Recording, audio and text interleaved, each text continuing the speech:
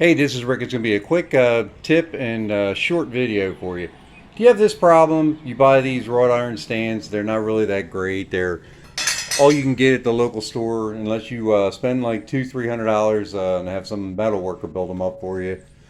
Your wife buys one of these great big ferns and you put it in there and it really looks nice, right? But then you get a wind that comes along and all day long these things are just falling on the ground. So I need a way to weight this without anything falling on our tile and cracking it. So this is what I came up with.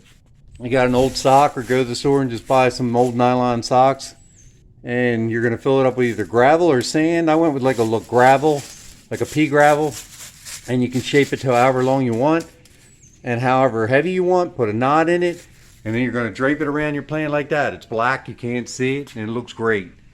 That's just a quick tip. I hope everybody likes it. Please subscribe. That button's down there on the bottom.